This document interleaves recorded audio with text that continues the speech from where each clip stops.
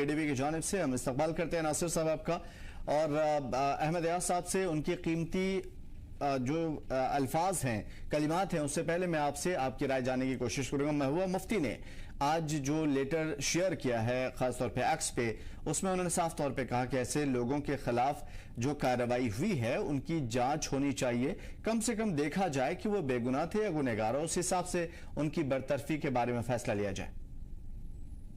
जी देखिए, कानून का जो बेसिक प्रिंसिपल है, प्रिंसिपल ऑफ नेचुरल जस्टिस जिसको कहते हैं, आप किसी भी इंसान को बगैर सफाई का मौका दिए उसके खिलाफ कोई भी एक्शन नहीं ले सकते। और महबूबा जी की तरफ से जो चिट्ठी वजीर आला को लिखी गई उसमें भी साफ अल्फाज में ये कहा गया है कि जब तक आप किसी को सफाई का मौका नहीं देंगे, जब तक आप किसी भी मामले की तहकीकात नहीं करेंगे, उसकी तह तक नहीं जाएंगे और किसी को सफाई का मौका दिए बगैर एक सजा सुनाना, कार्रवाई करना, ये इंसाफ के तकाजे के खिलाफ है।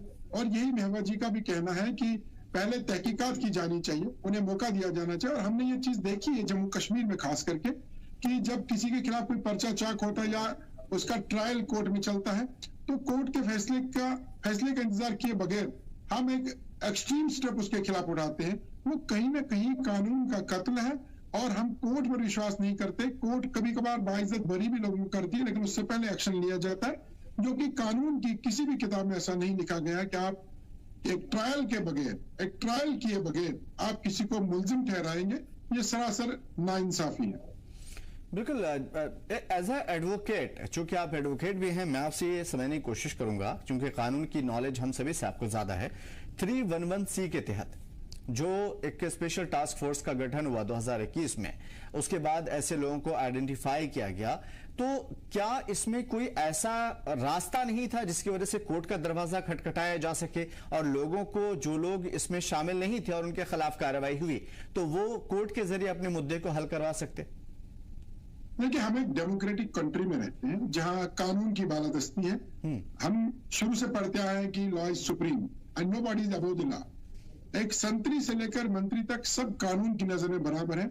धारा 302 में जो पहले आईपीसी की थी, कत्ल की सजा एक मिनिस्टर के लिए भी वही है और एक आम नागरिक के लिए वही है। हमें कानून विश्वास होना चाहिए, विश्वास रखना चाहिए और बगैर ट्रायल किए, बगैर किसी को सफाई का मौका दिए, बगैर एक जो प्रक्रिया है कानून की प्रक्रिया, उसके बगैर जब हम फैसला सुनाते हैं, किसी के खिलाफ कार्रवाई करते हैं, वो गलत है। अदालतें बनी है, या तो फिर ऐसा करिए आप अदालतें बंद कर दीजिए। आप कानून में तरमीमें रोज लाते हैं, आईपीसी को, बीएनएस का आपने नाम दिया, किस लिए दिया?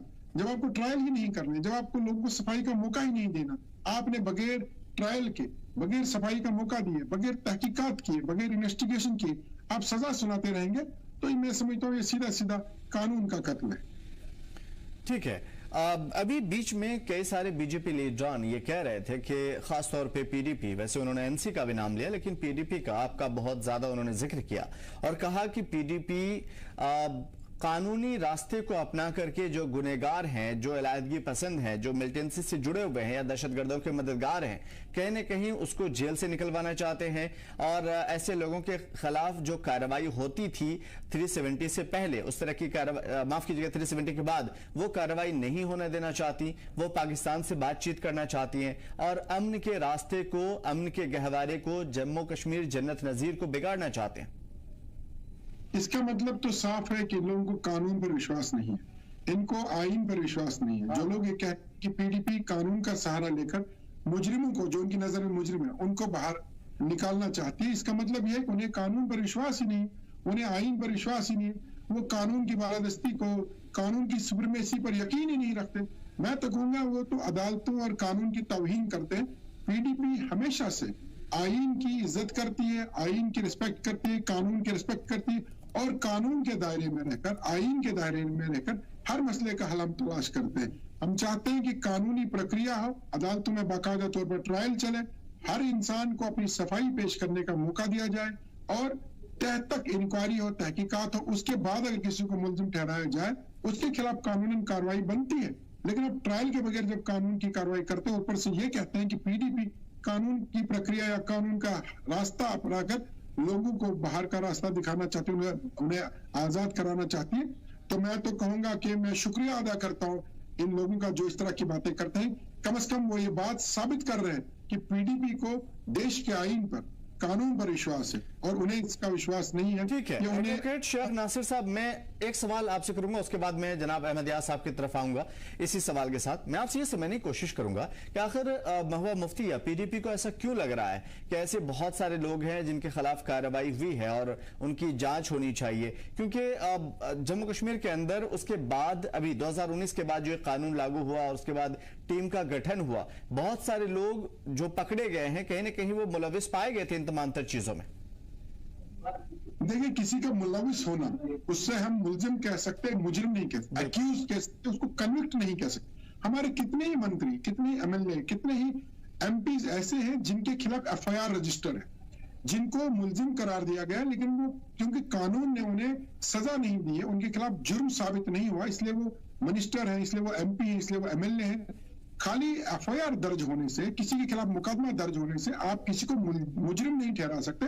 मैं आपको एक छोटी सी मिसाल दूंगा। मैं जिला किश्तवाड़ से ताल्लुक रखता हूं। 2 दिन पहले यहाँ के डीएम साहब ने अचानक एक ऑर्डर निकाला जिसके तहत 5 जवानों के खिलाफ पीएसए आयद करके उन्हें नजरबंद कर दिया गया। उनके खिलाफ इल्जाम ये है कि यहाँ जो पावर प्रोजेक्ट बन रहे हैं उन पर जो काम करने वाली कंपनियां ये उसके खिलाफ एहतजाज कर रहे हैं। यानी एक डेमोक्रेटिक कंट्री में, एक जमहूरी मुल्क में आपको अपने हक के लिए आवाज उठाना भी सबसे बड़ा जुर्म समझा जाता है। डोडा जिला से एक नौजवान के खिलाफ पीएसए आयद किया गया कल की तारीख में, जिसके खिलाफ ये इल्जाम है कि वो हेड स्पीचेस देता है, और आप उसकी सबूत देखेंगे वो माहौलियात को लेकर के लोगों को दर्श देता है, वो गंदगी ना फैलाने की बात कर रहा है, वो स्वच्छ भारत जिसका हमारे देश के प्रधानमंत्री मोदी जी बार बार ढिंढोरा पीटते हैं, वो उसको जमीनी सतह पर लागू करने की बात करता है। और ऐसे लोगों के खिलाफ पीएसए आयद किए जाते हैं बगैर उन्हें कोई सफाई का मौका दिए।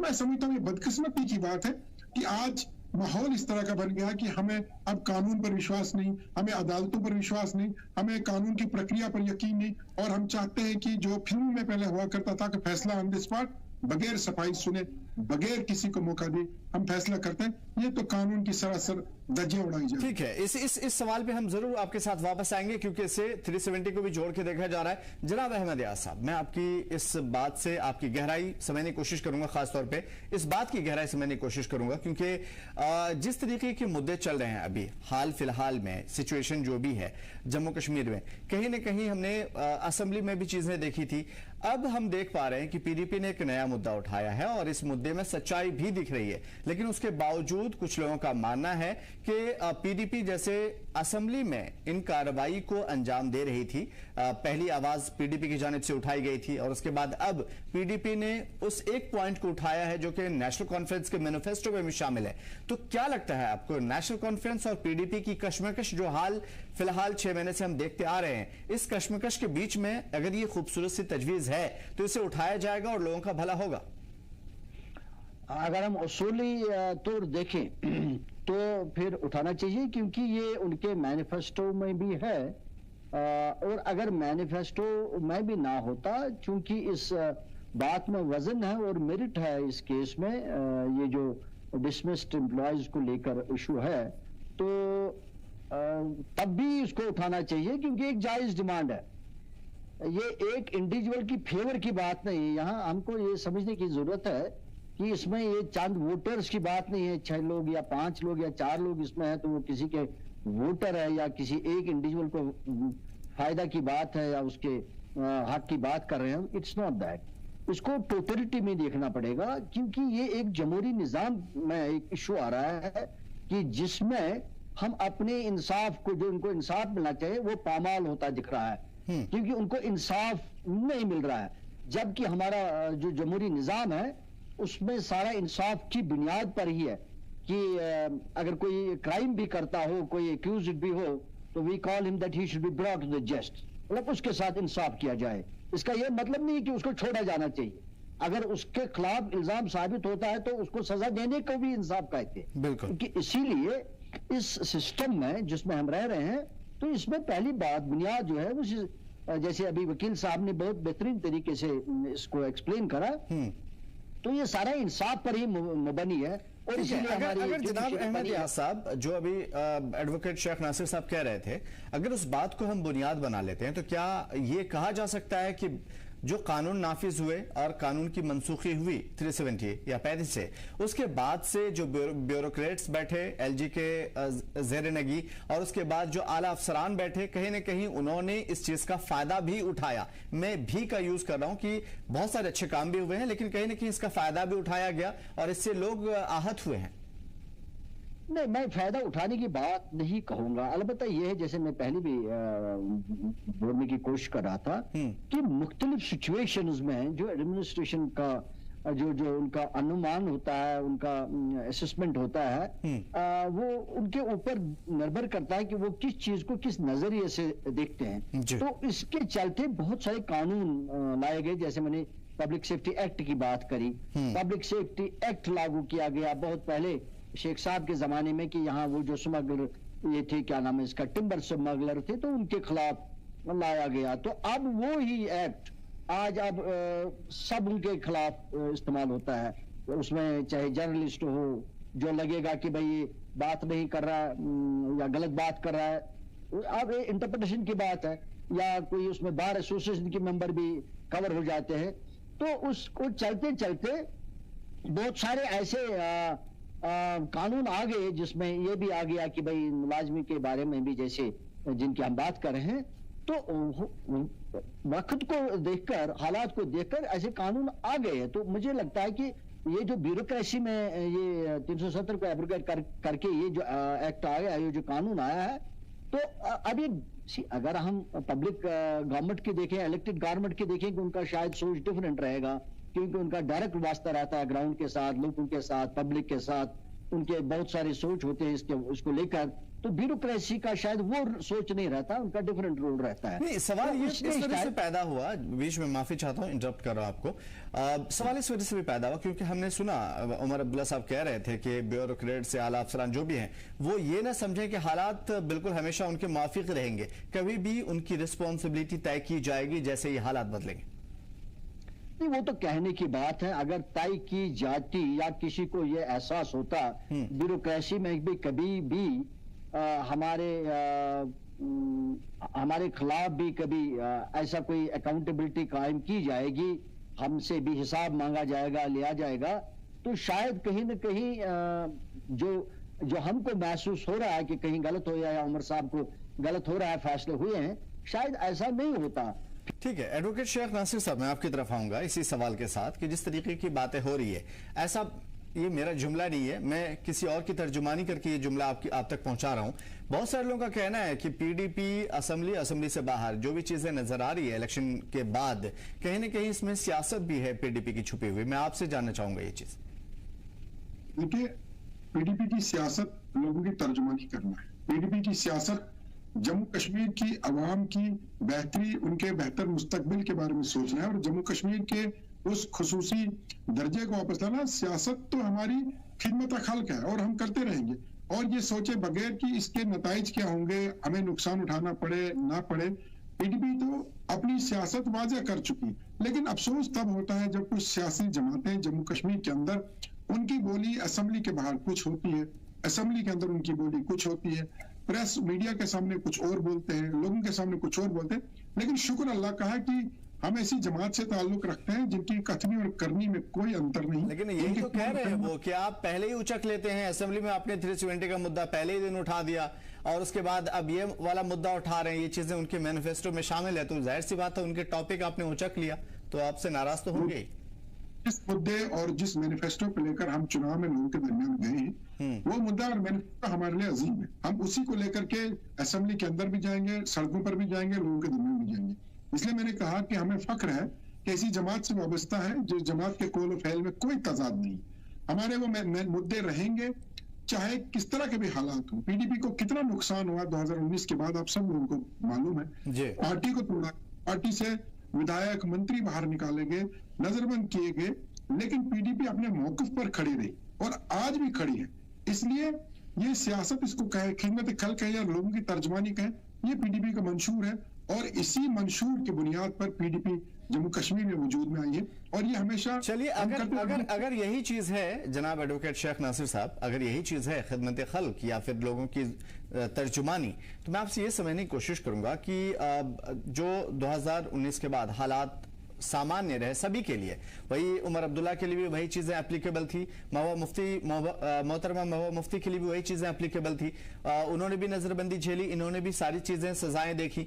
तो उसके बावजूद अवाम में वाहवाही या फिर ट्रॉफियां किसी और को मिलती है, और आप जो कि 28% इसके साथ वोट फीसद के साथ सबसे पहली पार्टी होते हैं 2014 में, आप सबसे ज्यादा पिछड़ जाते हैं और आपके हाथ में कोई ट्रॉफी भी नहीं। अवाम ने नकार भी दिया 2024 का, ऐसा क्यों? देखिए, इसमें कोई शक नहीं है कि जब 2019 में आर्टिकल 370 की एप्लीकेशन हुई, उसके बाद जो सियासी लीडरान को नजरबंद किया गया। और देखना यह है, जब रिहाई हुई, उमर अब्दुल्ला साहब जब रिहा होकर बाहर आए तो उन्होंने 2G 4G और इंटरनेट कनेक्टिविटी की बात करी। जब महबूबा मुफ्ती साहिबा बाहर आई, उन्होंने आर्टिकल 370 की बहाली, जम्मू कश्मीर के स्पेशल स्टेटस की बहाली को लेकर के बात की। जहां तक ताल्लुक चुनाव का है, हमें यह बात नहीं भूलनी चाहिए कि इस चुनाव में PDP अकेले थी और दूसरी जानिब नेशनल कॉन्फ्रेंस और कांग्रेस इकट्ठे चुनाव लड़ रहे। और आप देखेंगे कि 70-75% ऐसी सीटें निशिस्तें हैं जहां PDP दूसरे नंबर पर आई। और अगर हम उन निशिस्तों पर कांग्रेस का वोट नेशनल कॉन्फ्रेंस से माइनस करें तो कहीं ना कहीं आपको लगेगा कि PDP नंबर 1 पर थी। और नेशनल कॉन्फ्रेंस के बहुत सारे विधायक ऐसे जो PDP से निकलकर नेशनल कॉन्फ्रेंस में गए, उनका अपना जो स्फीयर था या PDP में रहकर जो उन्हें बात की थी या लोगों के साथ एक ताल्लुक बनाया था, वो चुन करके आए हैं। आप हमारे डिप्टी CM की बात करें, बहुत सारे जवाब बेग साहब रहे, जितने भी लोग, बहुत सारे लोग ऐसे हैं जो PDP। इन सभी हालात को अगर आप देखेंगे, उसके बाद आप अगर आपको लगता है कि PDP को लोगों ने नकारा है, तो मैं समझता हूँ कि आप गलत सोच रहे हैं। PDP को लोगों ने इस बार PDP को लोगों ने एक स्ट्रॉन्ग अपोजिशन के लिए चुना है कि आप लोग अपोजिशन करिए। और दूसरी बात यह है कि जब जम्मू कश्मीर के हालात हर पल, यानी मैं कहूँ कि हर एक पल में बदलते रहते हैं, और इस बार जम्मू कश्मीर के लोगों ने यह फैसला लिया था कि एक ही जमात को बहुमत दिया जाए, ताकि मरकज के पास वो जोड़ तोड़ की राजनीति और जोड़ तोड़ की सियासत और हॉर्स ट्रेडिंग का कोई मौका नहीं है। और अच्छा है, हमने इसका स्वागत किया कि ठीक है, एक पार्टी को बहुमत मिला है। देखते हैं वो असेंबली के अंदर, वो सेक्रेटरीट के अंदर किस तरह लोगों के साथ इंसाफ करते हैं। लेकिन अफसोस की बात है, अभी कुछ ही दिन गुजरे हैं, ऐसा नहीं लगता। तो लगता है कि हमारे बड़े बड़े मिनिस्टर, वजीर आला क्लर्क का काम कर रहे हैं। LG साहब सारे ऑर्डर्स पास कर रहे हैं और यहाँ जुबान बिल्कुल बंद है, खामोशी है, कुछ नहीं कहा जा रहा है। PSA लोगों पर आयद किए जा रहे हैं, कुछ नहीं कहा जा रहा है। लोगों को नौकरियों से बर्खास्त किया जाता है। आप मुझे बताइए, हमारे जम्मू कश्मीर में रिश्वतखोरी का अरूज पर है, कितने मुलाजिमों पर आपने रिश्वतखोरी के इल्जाम में कार्रवाइयां की है? यहाँ हमारे सबका जो LG है, जो यहाँ से निकल गए हैं, नाम मुझे उनका याद आ नहीं रहा है, जिनके वक्त में फैक्स मशीन खराब हुई थी, उन्होंने तो बार बार बाहर जाकर के कहा, जब वो LG के वजह से निकल गए, उन्होंने बार बार ये कहा कि जम्मू कश्मीर के अंदर करप्शन बहुत है। उन्होंने एक एक फाइल का जिक्र करके बोला, पावर प्रोजेक्ट्स को लेकर के जिक्र करके बोला, लेकिन क्या उस पर कोई तहकीकात हुई? क्या उस पर किसी ने जांच करने की कोशिश की कि आखिर कौन से ऐसे मुलाजिम हैं जो जम्मू कश्मीर के वसाइल को बेच रहे हैं? कुछ भी नहीं। हाँ, आपको एक बहाना चाहिए। मैं तो समझता हूं कि मरकजी सरकार सिर्फ और सिर्फ अपने वोट बैंक को खुश करने के लिए इस तरह की कार्रवाइयां कर रही है। मैं एक सवाल और आपसे करूंगा, उसके बाद जनाब अहमद यास साहब की तरफ आऊंगा। सवाल यह है कि जिस तरह के हालात बने हुए हैं, ऐसा माना जा रहा है कि PDP अपने पुराने धर्रे पे आज भी चल रही है, और NC ने या दूसरी पार्टियों ने, JK अपनी पार्टी हो या फिर पीपल कॉन्फ्रेंस हो या फिर JKUM हो, जितनी भी छोटी पार्टियां हैं 2020 के बाद या 2020 के आसपास बनी है, उन सभी ने, खासतौर पे NC ने, यह जान लिया है कि अब हमें किस रास्ते पे चल करके ही कामयाबी मिल सकती है। लेकिन कहीं ना कहीं PDP उसी पुराने धर्रे पे है जिसपे चल करके जम्मू कश्मीर में हालात खराब भी हुए और पार्टी का फायदा भी हुआ। देखिए, बाकी जमातों की जहां तक बात है, वो अपने फायदे के लिए, अपनी सत्ता बचाने के लिए उन्होंने रास्ता बदल दिया है। मैंने पहले ही कहा कि PDP का जो मौकफ है, जब PDP वजूद में आई थी तब का जो मौकफ है, तब का जो रेजोल्यूशन है जिसको लेकर के पार्टी मौजूद वजूद में आई, उस पर आज भी हम पाबंद हैं, क्योंकि हमने लोगों के साथ वादे किए। उन वादों और इकरार के जिन पर PDP की बुनियाद डाली गई थी, आज भी हम उन पर कायम हैं। आज भी हम वही बात कर रहे हैं जो हमने तब की। इसलिए हालात कुछ भी हो, हमें नुकसान उठाना पड़े, हमें फायदा हो, इसकी परवाह किए बगैर PDP अपना मौकफ नहीं बदलेगी, PDP अपना मैनिफेस्टो नहीं बदलेगी। आवाम से किए हुए वादे, आवाम से किए हुए करार, उन पर PDP कायम रहेगी। हम इस बात की हमें फिक्र नहीं रहती है कि हमें सत्ता मिले या ना मिले। भारतीय जनता पार्टी के साथ जब अलायंस की गवर्नमेंट बनी, उसमें जो आइडिया ऑफ अलायंस बना, उसमें हमारी शर्तों पर सरकार बनी, अगर उसके बाद हम अपने मौकफ से हटते, जैसे आज कुछ देखने को मिल रहा है, आज भी हमारी सत्ता हो, लेकिन हम अपने मौकफ पर डटे रहे, बीजेपी को ही भागना पड़ा। उनको लगा कि पीडीपी अपना मौकफ नहीं छोड़ रही, हमारे जो एजेंडा, जो हमारे डिजाइन है, वो पीडीपी के होते हुए हम उनको पूरा नहीं कर सकते हैं, इसलिए वो भाग गए। इसलिए पीडीपी कभी ये नहीं सोचती है कि उन्हें नफा हो, नुकसान हो। पीडीपी हमेशा सोचती है कि हमने लोगों के साथ जो प्रोमिस किए, हमारा जो मौकफ है, हम उस पर खड़े रहेंगे, उस पर डटे रहेंगे। ठीक है अहमद यार साहब, मैं एक एथिकल क्वेश्चन आपसे जानने की कोशिश करूंगा ताकि इन तमाम तर चीजों को जो मैंने शेख साहब से पूछा लोग भी समझें और हमको भी समझ में आए।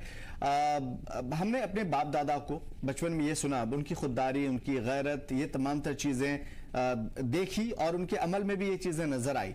बुनियाद परस्ती जाहिर है कि अच्छी चीज भी हो सकती है, बुरी चीज भी हो सकती है, शायद आप एक्सप्लेन करें इस चीज को, लेकिन हालात के साथ बदलना सियासत कहलाता है, या एक बार जो हमने एजेंडा तय कर दिया, चाहे वो आवाम के मफाद में हो या किसी और सियासी पार्टी के फायदे के लिए हो, लेकिन उसी एजेंडे को लेकर के आगे बढ़ते रहें, यही एक सियासत कहलाती है, या फिर हालात के साथ बदल करके पॉलिटिकल फायदा उठाना सियासत कहलाती है?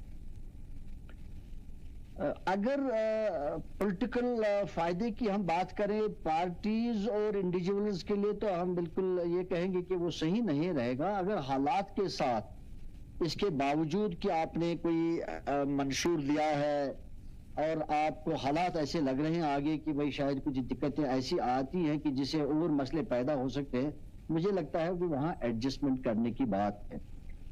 यहाँ अभी 370 का मसला है जम्मू कश्मीर को लेकर जी, और उसके साथ साथ ये एक ऐसा इशू नहीं है कि जहां सिर्फ अकेला इशू है ये, इसके साथ साथ और बहुत सारे मुद्दे हैं जो लोगों के साथ डायरेक्टली जुड़े हुए हैं।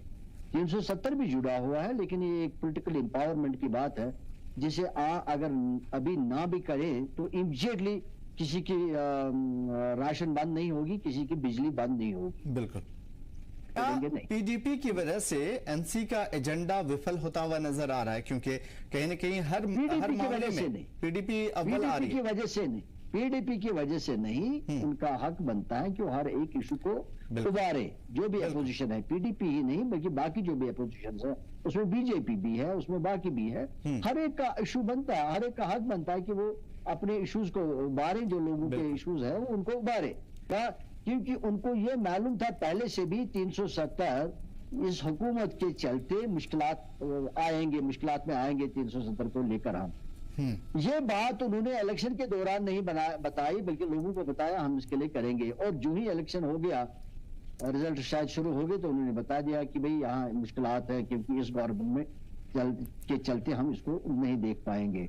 तो दिक्कतें वहीं से शुरू हो जाती है। अगर यही बात उन्होंने पहले ही कही होती तो शायद कोई दिक्कत नहीं होती, उसी के बिना पर लोग वोट करते या ना करते। क्योंकि मैं आपसे ये समझने की कोशिश करूंगा कि आजकल काफी ज्यादा एग्रेशन दिख रहा है, खासतौर पे पीडीपी के अंदर हर जगह पे। एग्रेशन आप किसको कहते हैं? इसको कहते हैं कि जब भी असेंबली शुरू होती है तो जिस चीज के लिए शुरू होती है उस दिन वो बातचीत नहीं होती है, और वहीद रहमान परा साहब एक ऐसे मुद्दे को उठा के शुरू हो जाते हैं जिसमें पूरी असेंबली के दौरान मामला भंग रहता है, आपस में धक्का मुक्की, लड़ाई, सब सारी चीजें होती है। मैंने पहले आपको यह बात बताई कि पीडीपी का जो मौकफ है, पीडीपी का जो मैनिफेस्टो है, या पीडीपी लोगों के साथ जो कमिटमेंट की हुई, हम कोई भी मौका, कोई भी अपॉर्चुनिटी खोना नहीं चाहते जहां हम लोगों के एस्पिरेशन, लोगों के साथ किए गए वादे और लोगों के साथ किए गए कमिटमेंट को ना रखें। इसलिए असेंबली थी, 10 साल के बाद जम्मू कश्मीर में असेंबली का इजलास होना था, और उस दौरान ये एक बेहतरीन मौका था पीडीपी को वो अहम मुद्दे यहाँ सामने रखने के लिए, क्योंकि मैं शुरू से कहता हूँ बिजली, पानी, सड़क तो जम्मू कश्मीर के मुद्दे तो है ही सभी जम्मू में, लेकिन जम्मू कश्मीर का सबसे बड़ा मुद्दा यहाँ की जो शिनाख्त, यहाँ का जो स्पेशल स्टेटस छीना गया है, जो यहाँ के नौजवान बेरोजगार लोगों के साथ नाइंसाफी हुई है, यहाँ के जमींदारों के साथ जो इंसाफी हुई, यहाँ के बाशिंदगान के साथ जो इंसाफी, उसकी बहाली सबसे अहम मुद्दा है।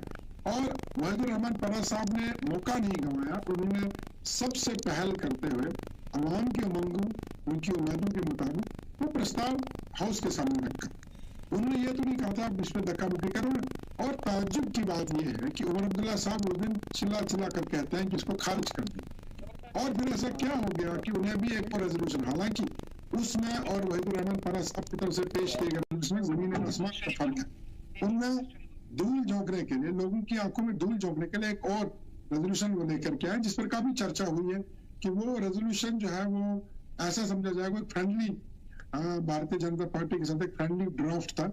बहरहाल कुछ तो है कि कुछ तो उनको करना पड़ा। इसको मुझे नहीं लगता एग्रेशन कह सकते हैं, इसको कमिटमेंट कह सकते हैं। और उसके बाद जब भी जम्मू कश्मीर में कोई भी ऐसा मुद्दा आया हो जहां डायरेक्टली और इनडायरेक्टली जम्मू कश्मीर की आवाम इन्वॉल्व है, उनके साथ ज्यादती दिखे, पीडीपी ने हमेशा से इन बातों को मारा। और आज भी अगर महबूबा मुफ्ती साहिबा ने वजीर आला को एक चिट्ठी लिख करके दरख्वास्त की है तो इस पर गौर करें क्यों ऐसा हो रहा है, क्यों कानून की धज्जियां उड़ा करके लोगों के साथ इस तरह का जुल्म हो रहा है। इसको एग्रेशन नहीं कहेंगे, इसको कमिटमेंट। चलिए ये भी मान लेते हैं। जनाब अहमद रियाज साहब, मैं आपसे इस बात को समझने की कोशिश करूंगा। देखिए, ये बात तो सही है शेख साहब जो कह रहे हैं कि उन्होंने शुरू में इस चीज को इनकार किया, फिर उसके बाद अचानक रेजोल्यूशन पास हुआ और उस पर मुहर भी लग गई। ऐसा लग रहा है कि दौड़ चल रही हो, पहले हम इस चीज को करेंगे या पहले हम इस चीज को करेंगे, यानी मसीहा बनने की दौड़ में एनसी और पीडीपी आपस में उलझती हुई नजर आ रही है, एक चीज। और दूसरी चीज ये है कि एनसी का जो एजेंडा है उसमें कहीं ना कहीं कांग्रेस तो अपना दामन बचाती हुई नजर आ रही है, साफ तौर पे उसकी मजबूरी साफ तौर पे दिख रही है, लेकिन एनसी भी काफी ज्यादा लीन दिख रही है। आपकी